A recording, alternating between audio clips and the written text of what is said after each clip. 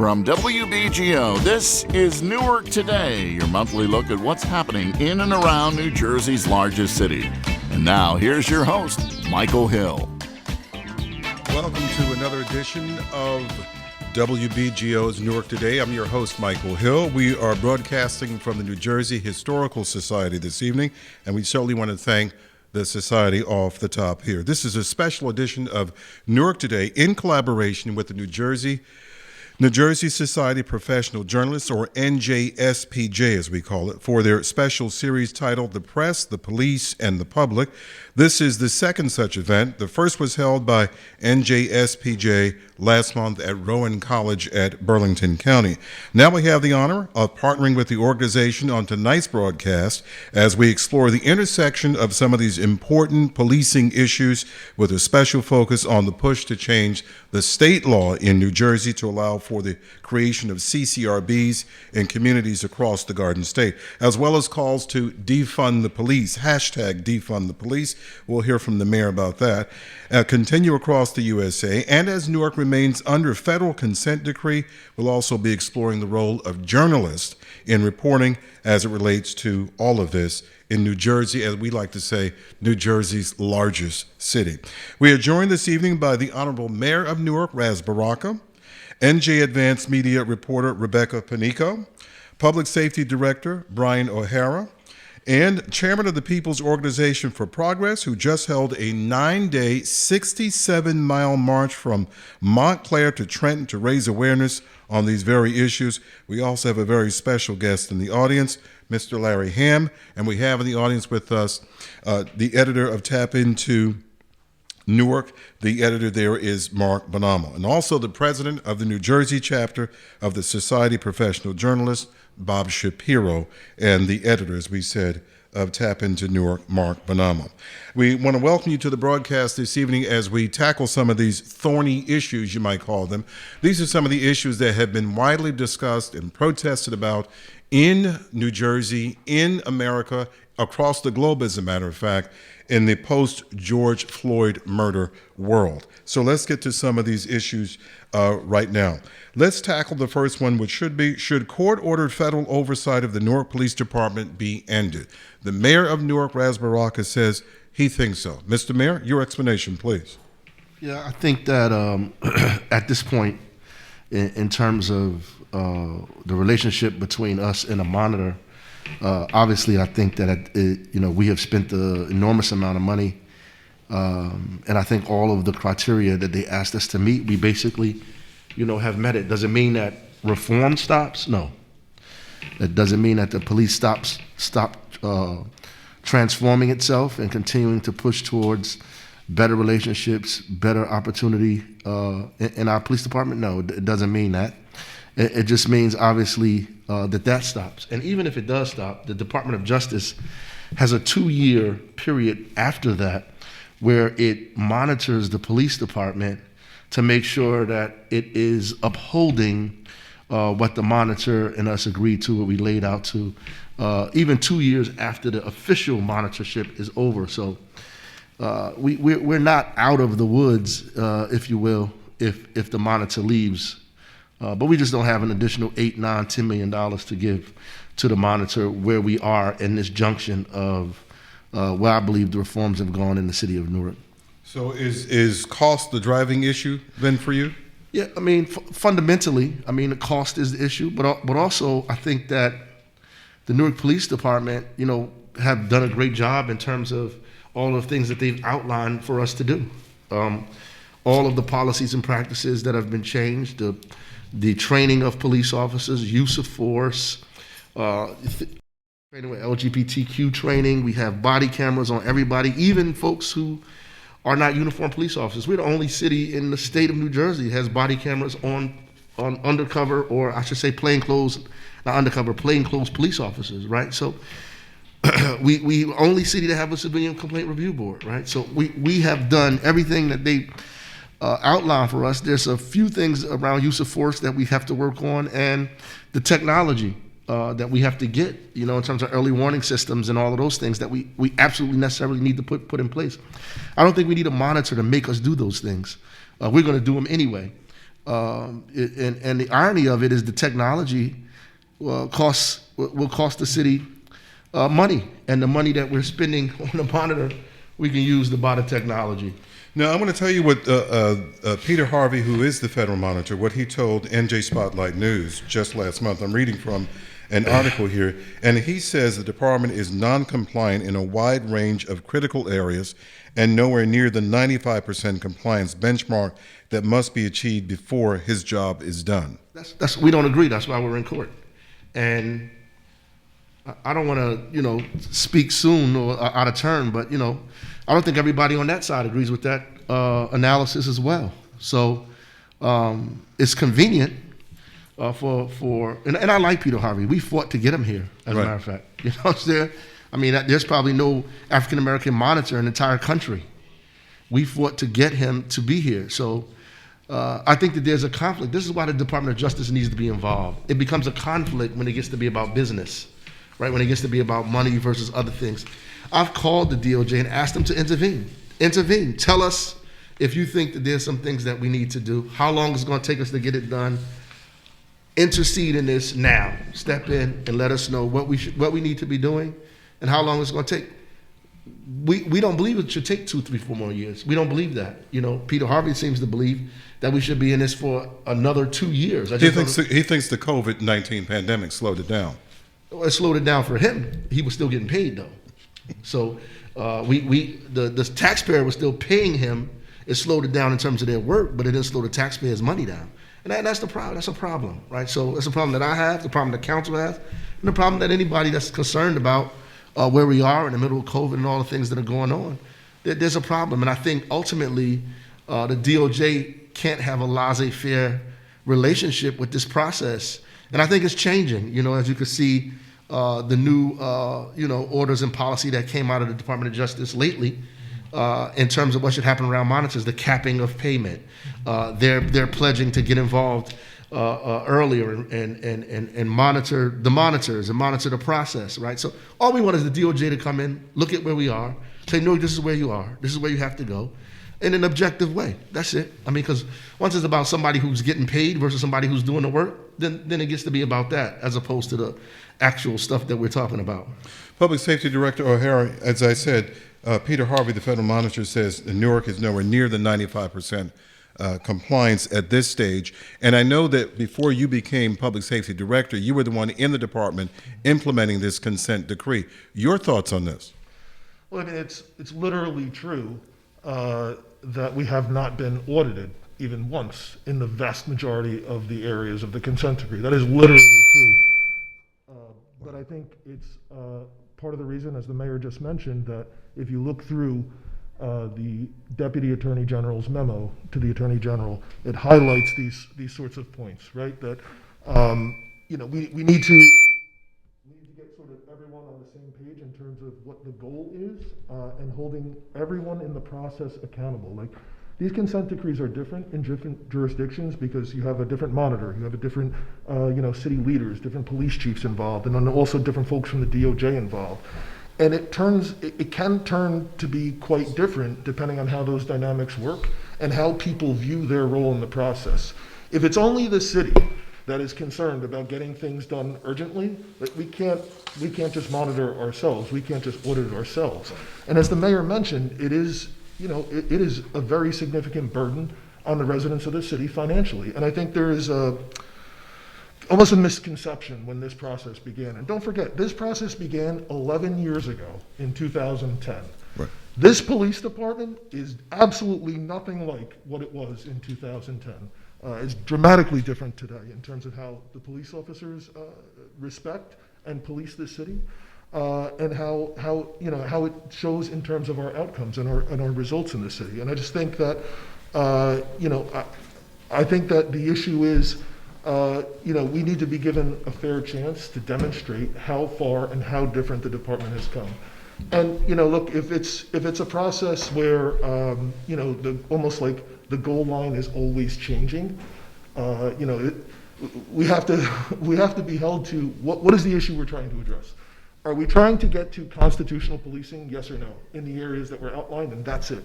Because otherwise, I think there can be sort of like mission creep at times. And that just winds up being more expensive than just delaying the process. Director, you mentioned a heavy burden, the cost. That I'm sure that there are people in Newark who would argue that unconstitutional policing in Newark for a long time was a heavy burden. And I want to bring in Larry Hamm, chairman of the People's Organization for Progress. Mr. Hamm, where do you stand on this, on the mayor's request to end the federal monitorship of the Newark Police Division? Well, let me say, first of all, I'm sympathetic to the financial disposition of the city. I think that if most people knew, because I didn't know, as a regular citizen, I didn't know that the cost of implementing this, I'm talking about when the consent decree first came in, I did not know that the municipality would be fully responsible for the cost of implementing the consent decree. And I have said more than once publicly that if the federal government is making a mandate on certain changes, then the federal government should bear all, or at least most, and at a minimum, some of the cost. I think it's totally unfair for the federal government to just come in and make orders and say you got to pay for it. Be that as it may, in the best of all possible worlds, Peter Harvey should be here to account for his position, because I don't know what the current status of the implementation is. He's saying that more needs to be done, but that's a very general statement. What are the specifics of more? And he should be here to give us an account of what is it that is yet to be accomplished and what has to be done. But as I was getting ready to say, in the best of all possible worlds, the consent decree should continue. My concern is this. There was a consent decree over the state police. That consent decree was lifted, and the state police began to slide back into the situation they were before the consent decree was implemented. My fear is that the same thing will happen with the Newark Police Department. Yes, the Newark, I'm speaking anecdotally now because I haven't done any surveys, but yes, the police act differently. Generally, they act differently, especially toward us, the protesters, than they did in 2010. You know, the situation is, if my concern is that if there's no real pressure, continued pressure for change, will the Newark Police Department slide back into the state it was before, when there were frequent police killings. Last year, in 2020, I believe it was, Mayor, correct me if I'm wrong, in 2020, there were no police killings. Unfortunately, that record was broken on January 1st with the shooting death of Carl Dorsey, which we are very concerned about. So that's my concern, that if the consent decree is lifted, will the Newark Police Department go backwards? The way the state police, they kind of stayed good for a while, then gradually began to slide back. And I think that's a fear that everybody has. For the record, we did invite Mr. Harvey, but he had a prior engagement and he's also traveling. And also for the record, he did tell NJ Spotlight News some of the areas, Larry, that he was concerned about was record keeping, data management, and supervision practice. So we have some sense there of where he stands. I want to, yes, go ahead, Mr. Mayor. Listen, I mean, even the stuff that he's saying, record keeping, data management, you know, these are things that we can do for less than $8 million. We've paid Peter Harvey $8 million alone, not even including the money we spent on training police officers, on overtime, on all this, millions of dollars, right? And I understand the position that people have, that the fear of moving backward, just like this country. You know, we move forward, you know, and we get pushed back. The objective is to change policies and laws, right, to make it easier for us to keep going forward. And when people break those laws, or move against those policies that were not in place before. They didn't have any guardrails. What we're doing, in essence, is putting up guardrails. That's what a review board is for. That's what the change in policies is for, put up guardrails. Does it mean that you won't have some cops that are do craziness? No, they are. They're going to be police officers who do that. They're going to be racists that get on the police department. They're going to be all kinds of things that's going on. The difference is that we have guardrails in place to get rid of these people, to indict these people, to have an early warning system to catch them early and remove them. And that's really what is supposed to happen here, with constitutional policing. And that's why the early warning system is important. Is the early warning system in place? Not what's mandated by the consent decree, because, that's an issue not just in Newark, but in every city that goes through this, because there just is nothing that exists that the city could go buy, a program, just sort of plug it in and start doing it. It doesn't work that way. Yeah. And different cities have different, technology platforms in place. There is no easy, one solution to what's required. But I think I'll leave it at that. Are there psychological exams on the front end in terms of people who apply and say, okay, wait a minute, this person's not? That's, yes, and I think it's, like the mayor is saying that there's guardrails in place. Right. Like, part of the goal here, and I think, some older police officers would say, oh, well, we had a policy on that years ago. We had a policy on use of force to make it legal. We may have had policies, we may have had training in place, but clearly it did not work because there was not accountability. And I think the guardrails we need to get in place are systems that ensure that this stuff will continue. Even if Mayor Baraka decides he's not going to run again, no matter who's mayor, no matter who's the public safety director, the department will continue generally on the correct path. And I think we're helped in a lot of ways by the establishment of CCRB to have a fixed civilian oversight entity that actually has the authority to do monitoring right now over internal affairs processes in the police department. And also through technology. The mayor mentioned we have the most robust body-worn camera policy in the state. It's carried through now since I think probably February of this year. All of the plainclothes officers are now required to wear it. Our SWAT team has body cameras, or even officers that work the desk in the precinct. When you go in to speak to them, they have to have a body camera on them. So we're aided through, advances in not just technology, but also the systems that we have in place to review videos randomly. Also review videos in situations where there's, a high risk for a high potential for either injury or any type of misconduct, just to try and nip these things in the bud. Those are that's early warning, early intervention in place. Not just early warning, that's us actually doing something about problems as we identify them. I want to digress a second here. You said something about the mayor maybe not running for another term. Are you breaking some news? No, I'm just saying, it doesn't matter who the mayor is. Because that's what Mr. Hamm is saying. We need to be concerned. If the federal government just goes away, if the consent decree just goes away, if the mayor leaves, and somebody else's mayor, somebody else's police director, what's going to happen with this? That's a real concern that needs to be considered. And can you answer that? What would happen to this? Well, we have to ensure that we have robust systems in place, right? You mentioned CCRB. A fundamental principle about living in a democracy, right, is that government officials are held accountable to the public, right? And that we act in accordance with law. And we have to ensure that we have the ability to do that as a police department ourselves, but also that we are audited, we are monitored by an external entity. And in this case, the CCRB in Newark has the ability to provide that function. You're listening to a special broadcast from the New Jersey Historical Society here in downtown Newark. And this is a special edition of Newark Today, our first one in person since early of 2020.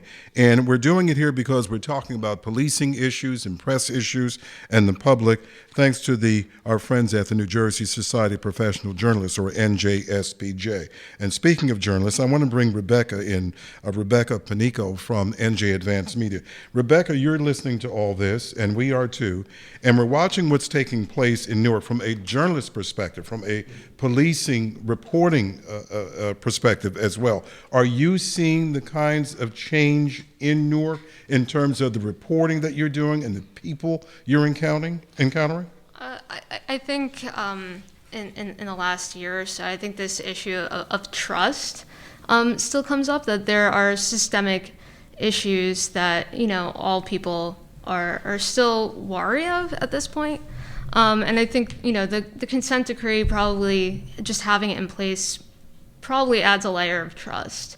There are still people who go out and are protesting against police brutality in Newark and against, fatal police shootings in Newark.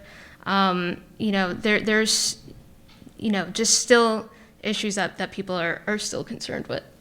And are they concerned about the consent decree going away or the monitoring? Are they even aware of the city's under that consent decree? Honestly, I think, in my day-to-day interactions with people in Newark, like regular people, I don't hear of it come up often. And, even having to explain a CCRB, I think, most people, unless they're avid news readers, know what the status is of the CCRB and the legislation around it, and even the consent decree still.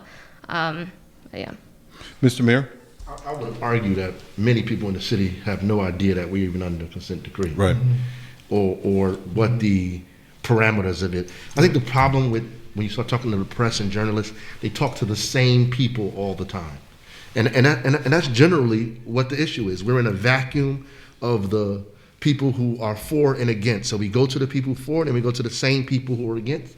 And those same people, names are in the paper over and over and over again. There are 311,000 people in this city. There are families in all communities and different wards that speak multiple languages.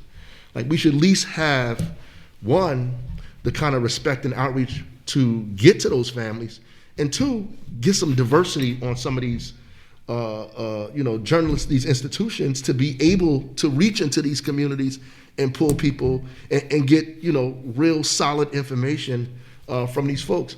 Is there issues in the city? Absolutely. Is there brutality that happens, use of force issues? Sure. Are they the same as it was in 2010? Not even close. Do we have shootings that we have a cop that we're investigating now that's in trial now, that and the stuff that Larry Hamm mentioned. Is those the same level of stuff that's going on in 2010, 2008, 2007? I grew up here. Absolutely not. Not even close. I was beat in the precinct, in the 5th precinct, with my mother and my brother. This is not the same police department as it was at that time. I could tell you that from facts that I know. You know what I mean? So to make an argument that the police department is not changed is just wrong.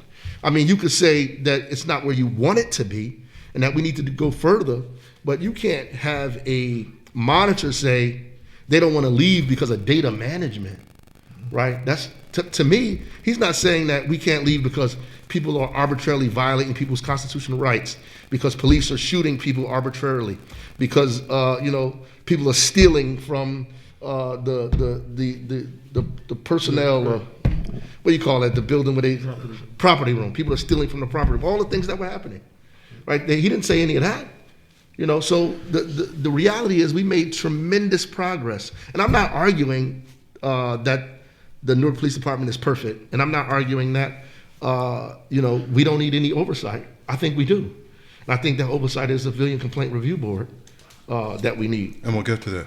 Director? I just want to point out that I believe that when you do speak to folks about the monitor, the feds and stuff, they enjoy a level of legitimacy that I'm not sure is earned. I think the perception is that the feds are here, the monitor is here, as if there are actually people physically present in the city of Newark ever. As if you're poll watching. Right. Mm-hmm. And that's just not the case.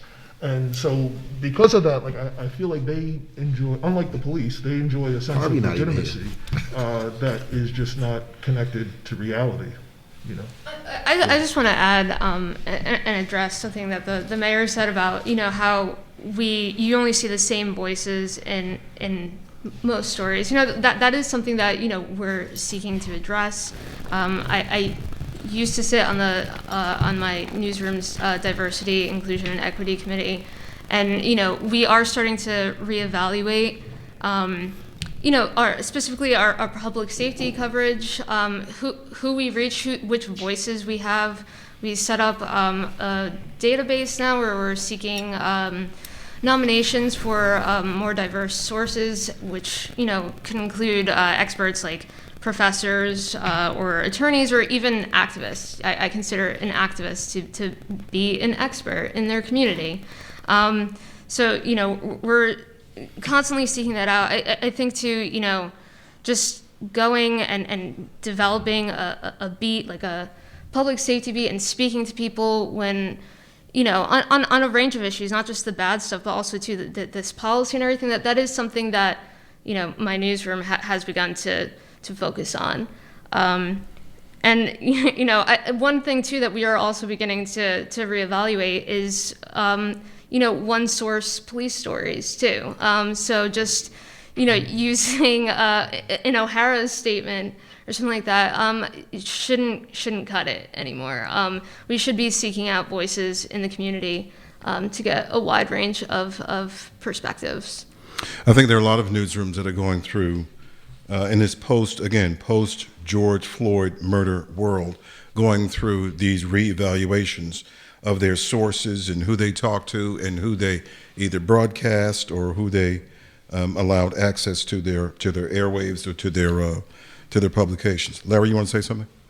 Well, I just want to say it's important for the press to keep the light of public scrutiny on the issue of police brutality. In the aftermath of the murder of George Floyd, there was a significant amount of coverage. I don't think anybody can argue with that. And many people committed themselves to dealing with the issue and trying to make change. A number of bills were introduced in the state legislature dealing with disciplinary record transparency, setting a standard for use of force, banning of chokeholds, and other pieces of legislation. Hardly any of them have passed. What does that tell you, Larry? Well, that tells me that in a crisis, people will say they are concerned about problems, but it's like the difference between smoke and fire. There's a lot of smoke, but there's a very little bit of fire. And in Newark, I think some progress has been made. I think the mayor's right in that respect, but I think that has a lot to do because this particular administration, from the beginning, was committed to dealing with the problem. What happens when Mayor Baraka moves on to another position or retires or come what may, what good things, what may? Will the institution be able to maintain this forward progress, or will it slide back? That's my concern about lifting the consent decree. I think what is really needed, I heard the word audit used. I think we need to have, rather than people like myself, we need to have the principles that were involved. For instance, we need to bring back Paul Fishman, who wrote the original report. He was the U.S. attorney at the time that the Justice Department came in and investigated the Newark Police Department. What do you think he would achieve that Peter Harvey can't achieve? Well, he assessed the actual conditions in the Newark Police Department. He was the one that outlined the 4 areas, one of which was the need for civilian oversight. And he was the one who initiated the consent decree, but then there was an election and there was a new U.S. attorney, and I think Fishman is teaching at Rutgers University now. So I'm not saying that Fishman should replace Peter Harvey. Right. I'm saying that he would be a person of interest to talk to, since he made the initial evaluation that said, 1, the Newark police were violating people's constitutional rights. 2, that they were engaged in excessive force. 3, that they had killed unarmed civilians. 4, that the drug and gang units were involved in illegal activity. And it was those things that the consent decree was put in place to correct. So I think that he would be a person of interest to talk to, and then we need to hear from Harvey. Harvey is saying that the terms of the consent decree have not been achieved. Let him Let him come forward to the public. I mean, at one point, he was having quarterly meetings.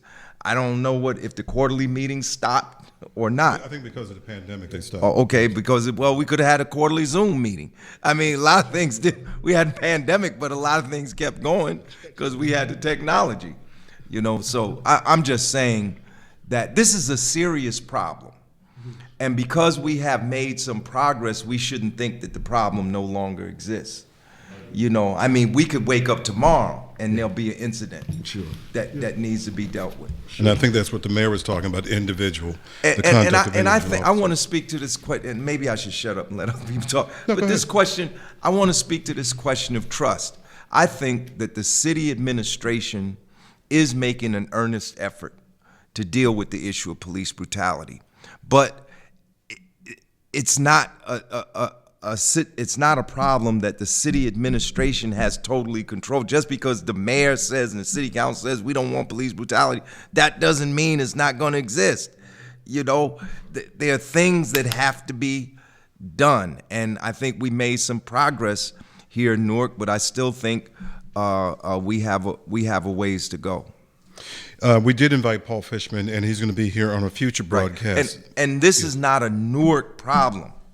This is a statewide problem. And there are probably some other cities that need to be, that where there's not a consent decree, there probably need to be some consent decrees. You mentioned the CCRB having subpoena powers. I'm trying to remember if in the original report that Fishman issued in July of 2014, did it call for, it said civilian review, but it didn't say civilian, pardon me? Civilian oversight. Right. And it didn't call for specifically for subpoena powers. But it didn't define how it had to be structured or anything like that. Right. I know that, Mr. Mayor, you favor subpoena powers for the CCRB. And the city has been to court numerous times on this. And where does that stand now? Well, first I just want to say I agree with everything that Larry said. I think it's right on the money, by the way. Right now it's in the legislature, right, with a host of other bills that was just spoke of. And I think ultimately we like the sensationalism. We like the protesting, the burning of cars. We cover all of that stuff. When it gets to legislation, there are senators and assembly people who are sitting down there, who are refusing to move these things forward. Not just in the state of New Jersey, in the federal government. We still can't get George Floyd and Policing Act passed. You still can't get anti-lynching bills passed. So on the federal level, on the state side, all of these bills are languishing in committees, being held up by individuals, people coming, testifying, putting pressure to stop people from doing that. To me, that's newsworthy. If you want people to authentically understand what's going on and what the process is, they should know about all of this stuff. It's just as important as the protest itself, because that's what the protest was calling for, right? So the bill we talk about is still, there. It's still in committee. It has to be voted out and put on the floor of the Assembly and put on the floor of the Senate. Are you confident that a CCRB bill will become law, that it will make it out of the legislature? Yeah, I think so. I believe so. Yeah, I don't have the luxury of pessimism. So, at the end of the day, I believe it's going to happen, and through hook or crook. Good. Director, did you have a comment about that? No, I just think I think that sunlight is the best disinfectant, like they say, right? And the only thing I don't like about all this stuff languishing about how it's going to be structured, is it subpoena power, is it not, and not to downplay the importance of that issue, because that's something that people have been fighting for decades. It is just that it almost makes it seem like we have something to hide, which I don't like. Do you want citizens sitting on a civilian complaint review board, do you want those citizens to have the authority to call your officers in and force them to testify and give testimony? This, like I said, this is a democracy. I'm a government official. If that's what the law says, that's what they have to do. My only concern is when we implement these laws, we actually think through the policy implementation of the process, and we don't lose sight that what's most important is we want to be able to hold officers accountable. So we need everyone, because I feel like we've seen this as this saga has dragged on. Like, at points we've seen people, step up and say, okay, CCRBs can do this or they can do that, but we don't really think through the whole process, right? And there are issues that we need to consider, right? There's issues around evidence and there's issues of timeliness. There's issues with collective bargaining agreements and contracts. Like, we don't want to create a situation where we allow this to happen and we give CCRBs subpoena power, but we don't think through the whole process. So it winds up creating other loopholes that wind up, undermining the intent of the process, which is to have accountability. And it's something that, honestly, I don't think a CCRB would be I think they would be more lenient than I would when holding an officer accountable. So it's not something that I'm afraid of. Mark, I'm going to come to you in just a second. Larry, I want to get your take on this and the CCRB in Newark and throughout the rest of the state, based on what the director is saying here, that it needs to be, of course, well thought out and so forth. Are you hearing that this may not have the kind of impact you want it to have in Newark to a certain extent? Well, the fight right now is to get a review board with subpoena power. That's what people in Newark and in other cities in this state have been demanding since the 1960s. In fact, the demand for a police review board precedes the uprisings of the 1960s. It may go back as far as Irvine Turner, who was the first black councilman elected in the city of Newark in 1960. I think I've read in 1962 he started talking about police review board. Police commissions go back to the 19th century. This is not a new thing. They were called, there were problems with excessive force with the police going back to the time that police were created. In fact, we could trace modern police forces back to the slave patrols, but we won't do that here tonight. The police commissions eventually, after World War II, became police review boards, and cities have had them. Why don't we have them here in New Jersey? How come New York has had a police review board for 60 years, since like 1966, and there's not one police review board in New Jersey with subpoena power? Because the police organizations don't want them. The police don't want civilian oversight. The reason Newark does not have a police review board with subpoena power is because Lodge Number 12, FOP Lodge Number 12, right here in Newark, went into Superior Court to stop it. And they stopped it. And they fought it all the way to the state Supreme Court, and the state Supreme Court said that Newark could have a police review board, but only the state legislature could give it subpoena power, and that's why McKnight introduced the bill, and that's what we're having here. But you have to understand, these things are not happening by accident or serendipity or happenstance. From the time that people began to raise this demand, the Police Supervisory Association and other police organizations the police are not just paramilitary organizations. They are political organizations. They support candidates, they oppose candidates, and right now they're scared, in Trenton, they're scared to vote on the bill. They want to wait until after the election. But be that as it may, we're protesting on Friday at Lodge Number 12. Friday is the National Day Against Police Brutality. At 4:30, we're going to be in front of Lodge Number 12. We are not going to let them forget that they have subverted the process of democracy in this city, that a police organization, probably composed of people that don't even live in the city, in fact subverted and overturned a demand that the people in this city had and elected a mayor based on that demand. And this is a serious problem for American democracy. These same police organizations that oppose civilian oversight supported Donald Trump. They endorsed him in 2016, they endorsed him in 2020. They endorsed him here in New Jersey.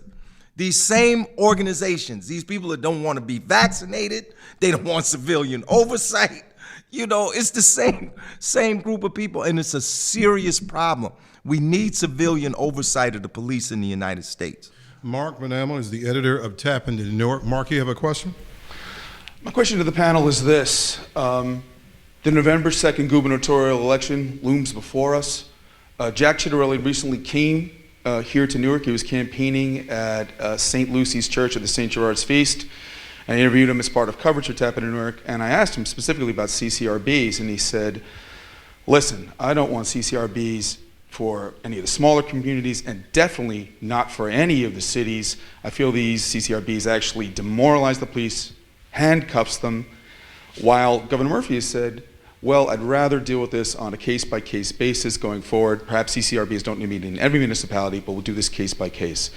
As part of the whole law and order debate going forward, how do you think the CCRB issue is going to affect the final days of the governor's race? And what do you think going forward? Jack Chitterelli, the Republican rival of Governor Murphy, has essentially told you what he's going to do at CCRBs. How do you think Governor Murphy may proceed going forward if he wins re-election on November 2nd regarding CCRBs? Larry, you want to take that? I'll defer to the mayor, then I'll say something. Mr. Mayor? Actually, in my opinion, I'm not really interested in the Chitterelli versus Murphy thing. Mm-hmm. That's for the pundits and the news and the journal and the selling newspapers. What we're interested in is getting the CCRB passed. Right now, none of those guys have it, and no matter if they're the governor, they can't do anything with it at this point. It is in the hands of the legislative community. The senators and the assembly people have it right now. But couldn't somebody who is governor exert some influence on lawmakers and say, hey, look, I support this, I want this done, I'm sending my envoy here to do this, my envoy here to do that? They could do a number of things, but I think that this issue is so divisive that it goes beyond those individuals, that the first thing we should be doing is trying to get the legislative community to at least put it on the floor, right? If they can't even put it on the floor, they're never going to have to answer these questions anyway. At least debate it on the floor. It's not even being debated on the floor, and nobody's pushing that to get them to debate it on the floor. I think that what Chitterelli said, if he said those things, is completely backward, right? So at the end of the day, everybody needs, the military has oversight. Mm-hmm. Everybody needs to have oversight. Mm-hmm. There's oversight of every institution. The police need oversight. Mm-hmm. And a civilian review board is not it does not have criminal oversight over the police. Right. This is about policies and practices in the police department, right? And they give advice to a director, to the chief of police, by the way.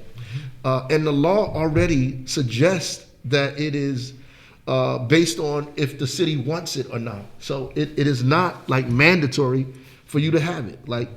You can, if you want it, you can have it. If not, you don't need to have it. Mr. Mayor, can you envision a CCRB in Newark without subpoena power? No, we might as well not have it. Rebecca, I want to bring you in on this discussion about subpoena powers for CCRB. Does this ever come up on the street where people are talking about internal affairs, talking about reviewing police conduct and so forth, and having somebody within the city government to say, look, we're going to mandate this, we're going to force these officers to reveal evidence, testimony, whatever, about misconduct? I mean, there has been, just people in general, there have been issues even in city council and stuff like that, just interactions with police. People do want oversight of the police. There's no doubt about that, whether it manifests in a CCRB or anything like that too. And I'd just like to add too, basically a CCRB, without subpoena power is essentially almost like a city council. Well, no, but it's almost like it's almost like journalists, that the amount of power that I have to see what the police are up to and police discipline and disciplinary records. Basically the only tool that journalists have is Oprah, and likewise too, a CCRB would also just have Oprah. So there's definitely legislation right now too that would, make police disciplinary records accessible to the public, and that would be, an extra tool for transparency even for journalists as well. Yes. The CCRB in Newark right now has the ability to send investigators into internal affairs and pull out any internal affairs investigation that they want, which by state law is confidential. Nobody can see that. They can go in there right now in internal affairs and pull closed investigations, go through it entirely, bring back information back to the actual full board, and the board can vote on essentially the same thing we're paying the federal monitor to do. Go through and see how police officers being, they could go through all the records if they wanted to. Are they doing that now, though, CCRB? I'm not aware of it actually happening yet, but my point is, if you look at, and there's some folks in academia who've studied this, I know like a professor in Northwestern has, like there's sort of two tracks of civilian oversight in policing. There's sort of this, independent monitor, inspector general sort of function, and then also this, subpoena power review board sort of thing. That is very powerful, the ability to audit independently and then produce reports and then provide recommendations to the governing body and so on about what's actually happening. And we do have the power to do that now, which I think is important to mention. And that would be for all cases. Like the mayor mentioned, like the most egregious ones are the ones that people think about the most when we think about these issues, like improper shootings and excessive force. But those types of things will remain in the domain, I think, of the Attorney General and the county prosecutors. So it's largely the vast majority of the complaints that are not criminal in nature. That's what a CCRB would be able to deal with. But once investigations are closed, take a look at all of them, which is important because then you can identify, as you're looking at more than one, systemic issues about the process. I'm curious about something. Does your department, does the city look at civil cases when they reach that status? Because a lot of times in civil cases, when someone's liberty is not at stake, there is testimony, and there's a lot to learn about what has happened out on the street. Absolutely. I don't have the numbers on me, okay, but there's a dramatic reduction in terms of settlements and payouts that the almost city has 80%. made. Would you say, Mr. Mayor? Almost 80%. 80%. Yeah, which is absolutely incredible. And then just in addition to that, like our own metrics this year, all of the categories around citizen complaints that touch upon issues of constitutional policing are down year to date. Citizen complaints in general are down 16%, but citizen complaints of excessive force are down 39%. Improper arrest down 67%. Improper entry, improper search down 46%. Complaints of theft down 10%. And that's important because last year wasn't a regular year. But things were shut down for most of the year. And we're out there now getting 50% more illegal guns off the street, having more interactions with folks. And I think that's a good metric of how different the department has changed, because I think when you get to the heart of the issue here, we're not talking so much about policies and who's in charge. We're talking about the culture of policing. And I think traditionally the police culture has been very aggressive. It's been totalitarian. You don't want oversight. It opposes accountability. I think we are in a different era of culture in policing. It has changed dramatically, but it's not fully changed yet. But I think we're going in a very positive direction, because when you don't have when you have police that are overly aggressive, that's when you start to get these issues. That's when you get to have stops that are not constitutionally sound. That's when you have to get force that crosses the line. And I think it's so much more about the culture in the agency than it is so much about what hundreds of pages of policies say. I'm curious, as we switch gears just a little bit here, how does all of this have an impact on the perception of Newark and the reporting of Newark, not just in the city, but outside the city, how people see the city? Mr. Mayor, your thoughts on that? Yeah, right now, we are in the limelight for a lot of different things as it relates to policing and constitutional policing and relationships with community and just the whole violence prevention, all of those things. I mean, I just got a letter from former President Obama, that talked about some of that. But I think that people are looking at Newark in a positive way as it relates to that. And sometimes, you can't believe your own ink. You can't get to a point where you think, like Larry was pointing out, that we're finished, right? Because we're not finished, right? We were in a terrible place. We're in a better place, right? And I think that's the point that we need to make. Are we over the finish line? No. There's a lot of work to do. My contention is that I don't think that the way it's set up necessarily is the way we have to get there. Like, we can get there, and I am concerned about the things that were talked about, but a review board is the best early warning system.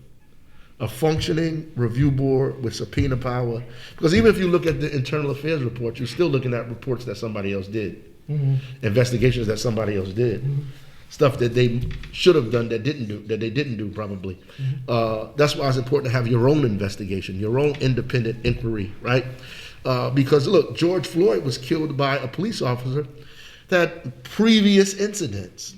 Now, if there was a review board that caught him 5 incidents earlier and recommended that this man be removed from the force, and the police department actually did that, George Floyd would be alive, right? And that's why it's a serious tool. And while we're not investigating criminal cases, you are investigating conduct and demeanor and policy. So if a police officer has 4 or 5 incidents that has not been addressed, the review board can address it permanently by sending them packing. Mr. Mayor, I know you're from Newark. Yes, Larry. Newark is able to get a police review board with subpoena power, that will be historic. So that will certainly enhance, I think, Newark's reputation. But, why don't we have a review board?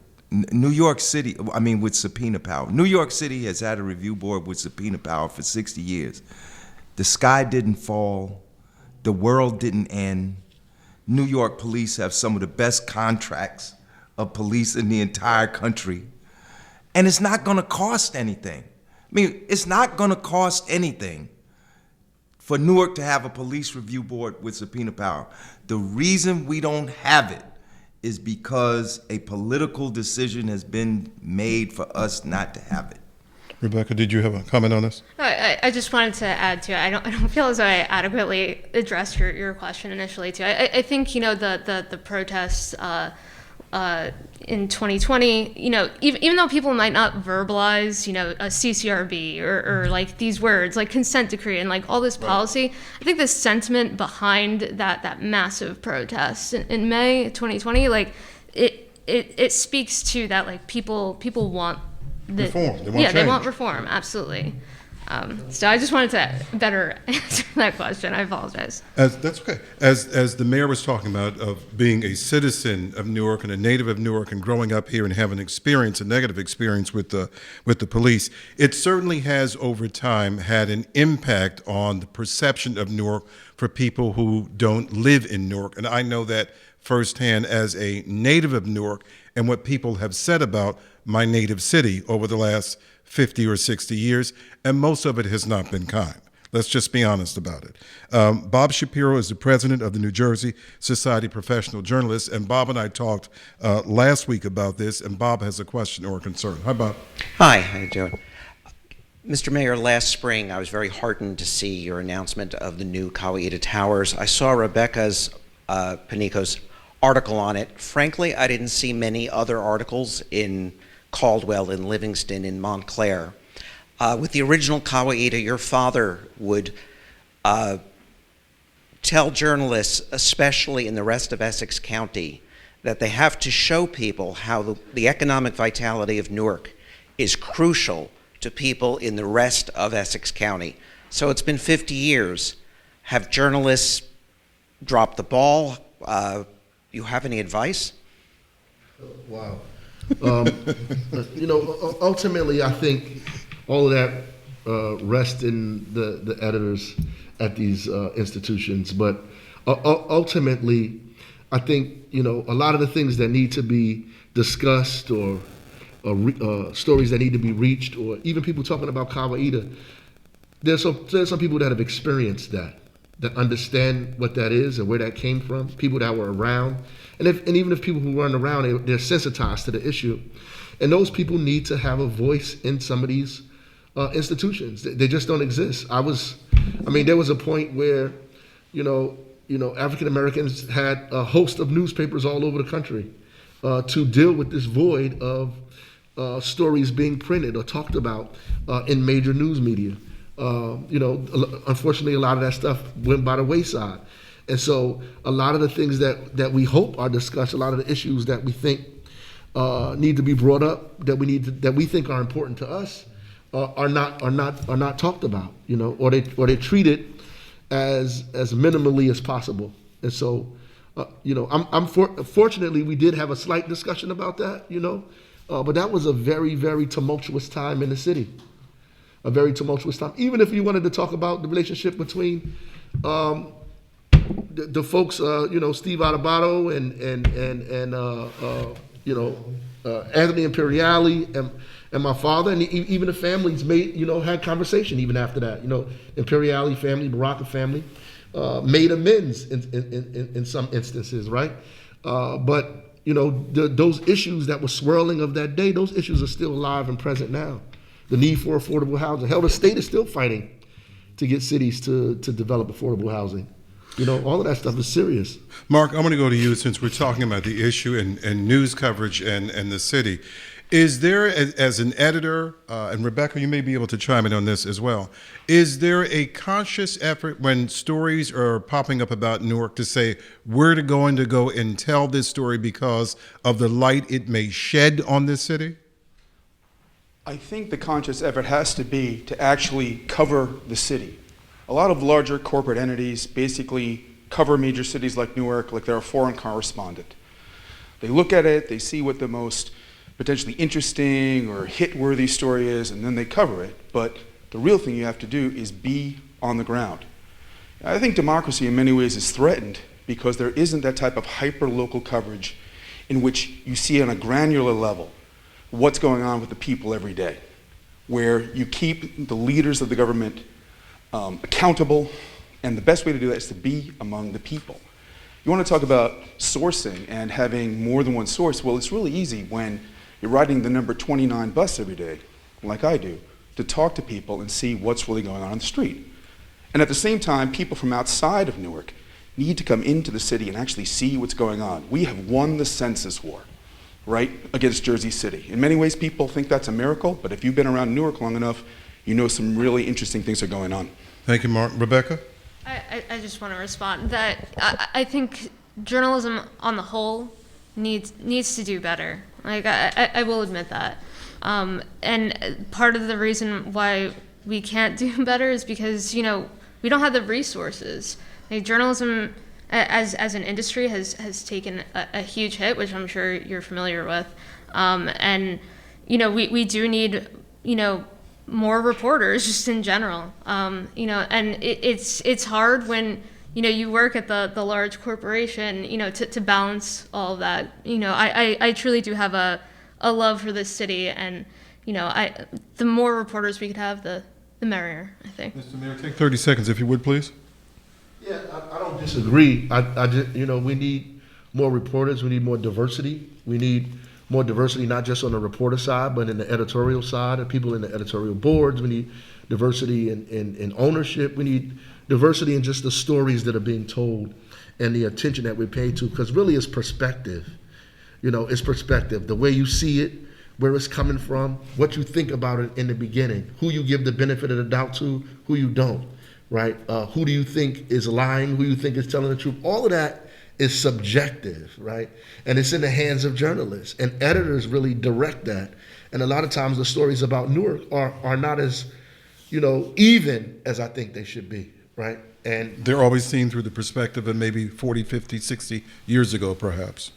All right, Mr. Mayor, thank you. Director O'Hara, thank you. Mark Bonamo, Bob Shapiro, Rebecca, Panico, thank you very much. And I want to thank the New Jersey Historical Society here for allowing us to come in and to have this special broadcast in person, our first one since early last year. And of course, thank our partners, the New Jersey Society of Professional Journalists, for partnering with us on this event.